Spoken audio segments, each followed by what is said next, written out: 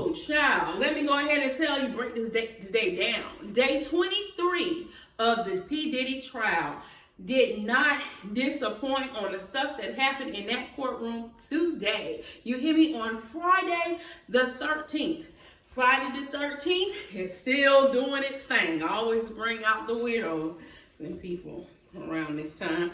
But I got my little notepad because I want to make sure I cover, because it was a lot on day 23 for the P. Diddy trial.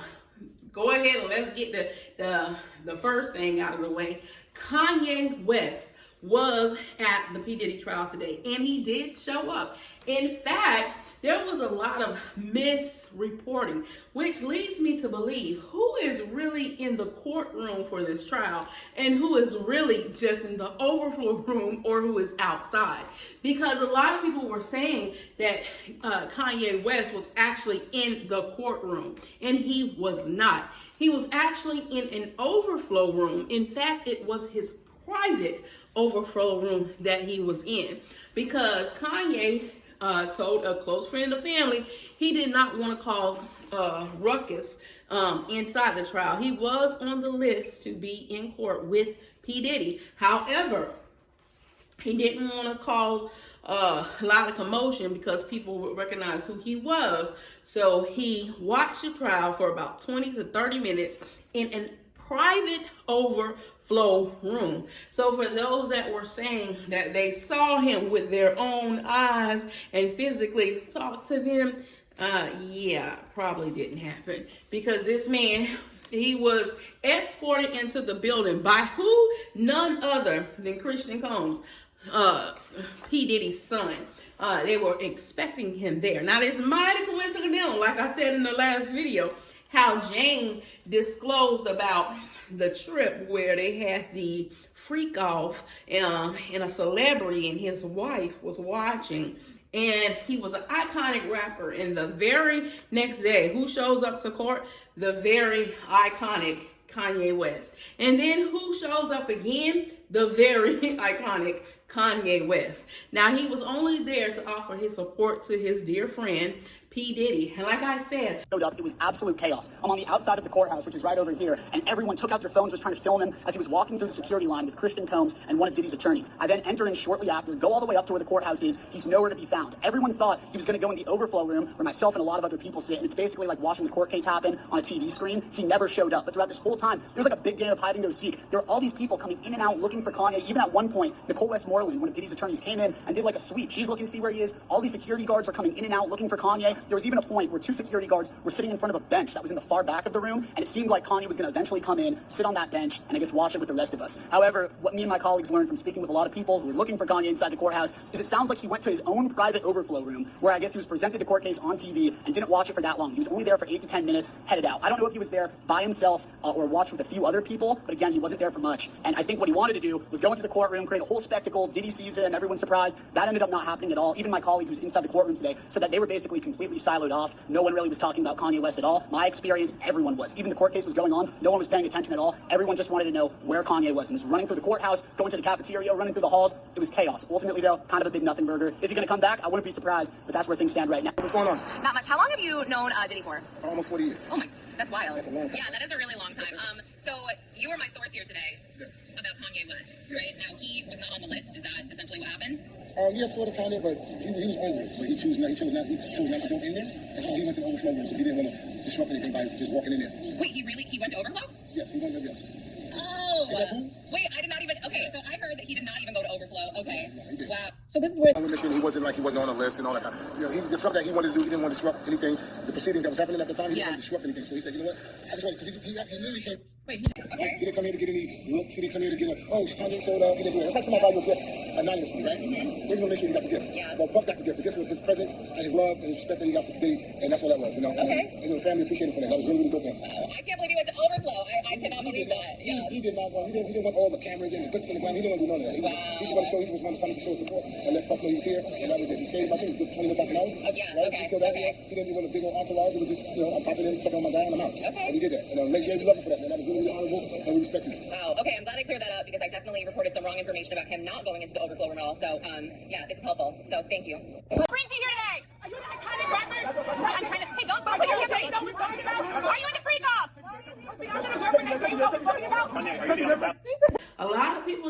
inside that court, a lot of people ain't in that courtroom with P. Diddy offering them his support. It's basically his mama and his kids. Now, his mama, his kids, and his best friend of 40 years, they've been holding it down. But everybody else, they ain't been coming. So, I guess kudos to you, Kanye, for sticking by your bro. But your bro going to jail because he's nasty. And he done did an awful lot of wrong things. On top of that, Puff Daddy's son broke rules of his very own by wearing that shirt, Free P. Diddy. Well, sorry, the shirt said, Free Sean Combs. And he wore that shirt, and he was literally facing the jury. And there's not supposed to be any communication with the jury when it comes down to this P. Diddy trial. You're not supposed to be wearing stuff that kind of put stuff into their minds as to what they need to do. Diddy's son's Christian Combs wearing a Free Sean Combs shirt in court today. Now, this is a big no-no because he's sitting right in direct eye line of the jurors and cannot do anything to communicate with them. Now, I also want to talk about the jurors. Juror number 6. Speaking of jurors, it already has been confirmed. I did a short. 6 might be dismissed. Now, he doesn't know this yet, but the prosecution wrote a letter to the judge saying that he lacked candor. So there's a lot of buzz and discussion around whether or not he is going to be taken off the jury pool, and they're going to actually put one of the 6 alternates in his place. Today, jury number 6 has been removed from the jury. Now, in a federal criminal case, you have to have 12 jurors. So I'm sure they're going to replace this particular juror. And it had nothing to do necessarily with the case itself, but it did have to do with integrity and being honest. So because he unknowingly talked to an employee that was over jury selections and said something completely different than what he was saying on that paperwork, they felt like if you're lying about this little thing as to where you live and where you're from and all this other stuff, how are you going to be able to be honest about what's really going on or have an objective overview of this case? So unfortunately, the judge had to remove him, and I made it breaking news just as it was coming out that the judge ruled jury number 6 had to go. Now, the defense wanted him to stay because he was, they say, it's not a lot of us on the jury. And so they wanted him to stay there, 1, because he was a man, and 2, he was a man. But it really shouldn't boil down to what color skin you is, as more so as whether or not you're going to do the right thing, far as let justice be served. But I guess they felt like that was going to interfere one way or the other with this case. Also, his P. Diddy's personal assistant, Johnny, who was his personal assistant from 2021 to 2024, gave his testimony on his accounts. Now, he said he never physically saw Kanye get physical with absolutely anybody, as far as women. But he did have a certain lifestyle that he liked, and he used to have to get the rooms and stuff ready for the, what they call King's Night or hotel nights. Now, I done heard 3 things now. So we had freak offs, we had hotel nights, and now we got King's Night. So for him, he calls them King's Night, and he used to get everything ready. He gave a description of all the stuff that he was using in order to set up these king nights. But he said that he didn't really know exactly where the money was coming from, because the money that he was being given was always cash, or it came out of his little personal bag, that he kept a lot of essentials when it came to the King's Night, aka hotel nights, aka freak offs, right? So he gave his testimony to that. He talked about how he got the position, and that KK was the one who actually referred him for the position. He also said that initially when he first started, he didn't really get to spend a lot of time with P. Diddy. It was more so like he got directions from KK, and he did what he needed to do. But later, it came to where he was more introduced to P. Diddy, and he had to carry out certain things that he wanted him to do. And a lot of the things that he had to do was surrounding these king nights, hotel nights, aka freak offs. Y'all, these nights and these freak off and these events keep changing names from here to there.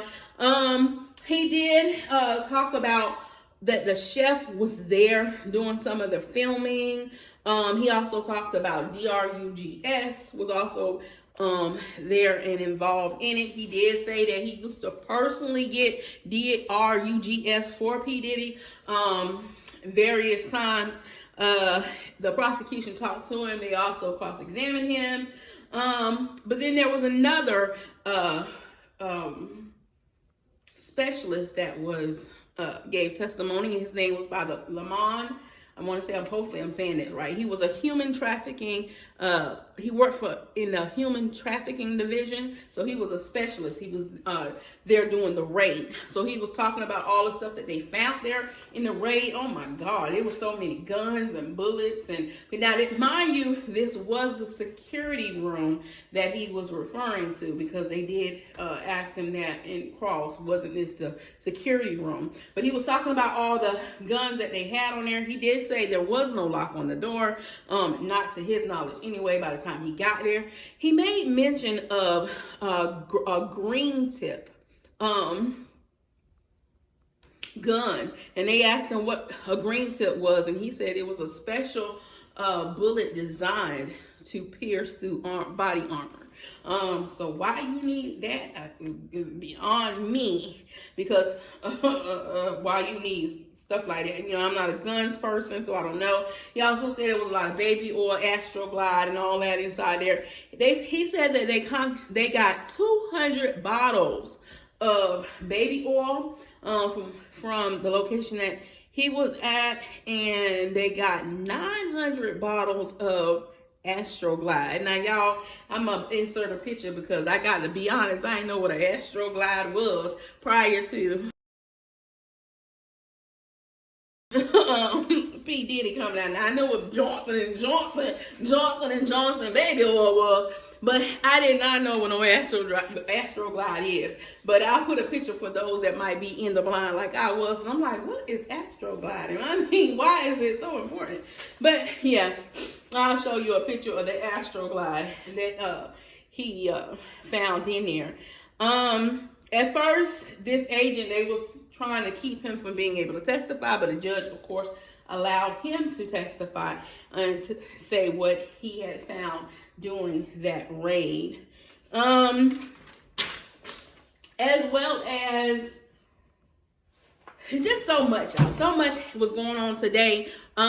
They did continue the agent, and they did a cross-examination with the agent, and they also did with the assistant. Mind you, he only was there for like the last 3 years, so that means him and Jane Doe, aka 50 Cent baby mama, would have had some interaction here. Yeah, I got a very interesting clip I'm gonna put in about 50 Cent baby's mom and how she is reacting, or how she's acting, and she's supposed to be a victim of this whole case. Like I said, I'm seeing it a little bit different. I don't see her as being a victim in this particular case. I do not. I don't see it for her being a victim as far as this case.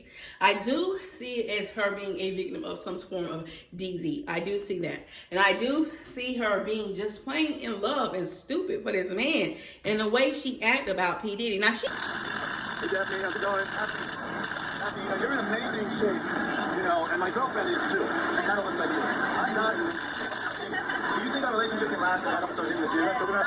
No, I don't know what's going on. She needs to be encouraging, right? Well, she's very encouraging, but she's very lazy. Have you ever been in a relationship with a guy who's not as fit as you are?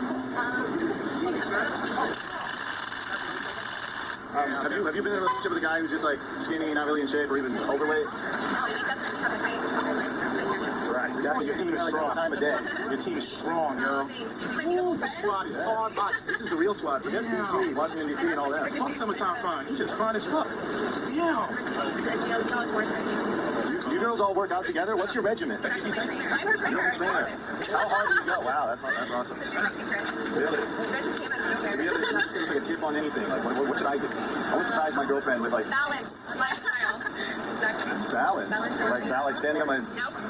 Eat bad, but eat good. Okay, I like to eat that part. There's this Russian company that will allow you to buy a robot clone and have it look like anyone on Earth. Oh, really? Yeah. Are you interested in purchasing one? Well, tell me about it so we're on the same page. Basically, you can buy a clone that just, it'll look like anyone that you want. Wow.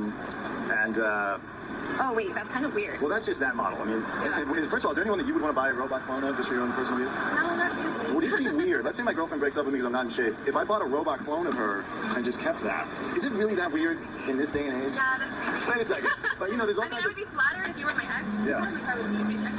Yeah? I want to make it clear, I'm not actually going to do that, by the way. Yeah. Thank you, Daphne. Thank you, Daphne. Have a good day. Sometimes I just need to say weird stuff for content. I'm really not thinking about it. Thank you, Daphne. Have a good day. Okay. He did something strange today too in court. My girl, after they got finished with her on the stand, the prosecution and the defense, she got up and she hugged the prosecution, the lady that was doing her going over everything as a witness for the state. But then as she was walking out, she hugged P. Diddy's defense. One of the defense lawyers, like, girl, why you hugging them people? They was trying to make you look dumb on that stand. Very tense and emotional testimony from Jane, a former ex-girlfriend of Combs who was on the stand for 6 days. She hugged the prosecutor, Maureen Comey, who questioned her. And then as she was leaving, she hugged Tenny Garagos, who she had some very tense moments with.